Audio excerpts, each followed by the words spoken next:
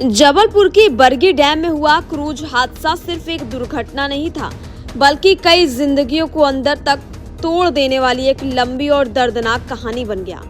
कुछ लोग तो बच गए, लेकिन उनके मन में वो डर आज भी जिंदा है। जिन लोगों ने अपने परिवार वालों को खोया, उनके लिए यह हादसा हमेशा के लिए एक गहरा घाव बन चुका है।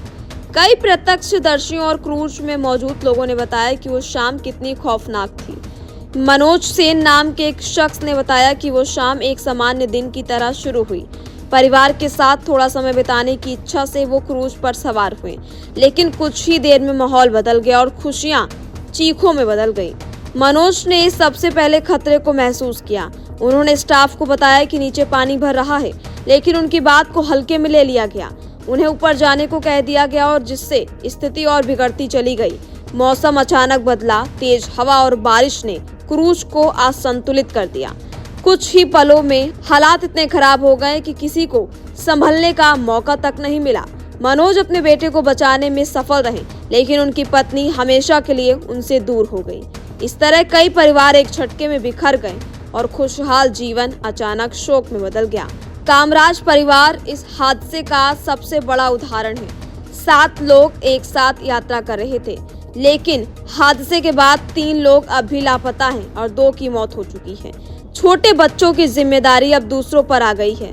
हादसे के बाद कुछ लोगों ने मानवता का परिचय भी दिया, बच्चों को संभाला, उन्हें सांत्वना दी और सुरक्षित स्थान पर पहुंचाया। वहीं प्रत्यक्षदर्शियों ने बताया कि क्रूज में क्षमता से अधिक लोग थे। ना तो पर्याप्त सुरक्षा उपाय थे और ना ही किसी तरह की तैयारी दिखाई दे रही थी। ये लापरवाही हादसों का बड़ा कारण बनी। तनिष्क और उसकी बहन पहली बार क्रूज की सैर पर गए थे। यह अनुभव उनके लिए जीवन भर का डर बन गया। शारीरिक रूप से वो ठीक हैं, लेकिन मानसिक रूप से अभी भी उस घटना से उभर नहीं पाए हैं। यह हादसा जैसे ही हुआ, पानी अंदर भरने लगा। क्रूज में अफरा तफरी मच गई।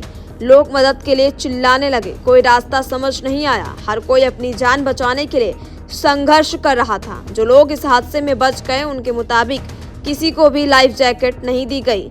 ये एक बड़ी गंभीर लापरवाही थी, जिसने हादसों की गंभीरता को और बढ़ा दिया।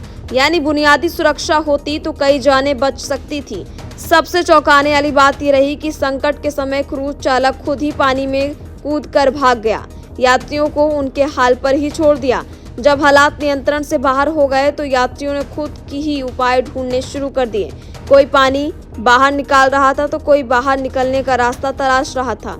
एडवोकेट आनंद ने अपनी पत्नी के साथ कांच तोड़कर बाहर निकलने का रास्ता बनाया। उन्होंने बताया कि मैं आखिर तक रेलिंग पर खड़ा रहा और लोगों को बचाने की कोशिश करता रहा। बरगी डैम का यह हादसा कई गंभीर सवाल खड़े कर रहा है।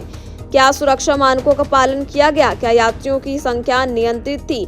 और सबसे अहम सवाल, क्या ऐसी त्रासदी को टाला जा सकता था, या ये त्रासदी सिर्फ एक घटना नहीं बल्कि सिस्टम की कमजोरियों का आईना है? अगर समय रहते सतर्कता और जिम्मेदारी दिखाई जाती तो शायद इतने लोगों की जिंदगी ना उजड़ती।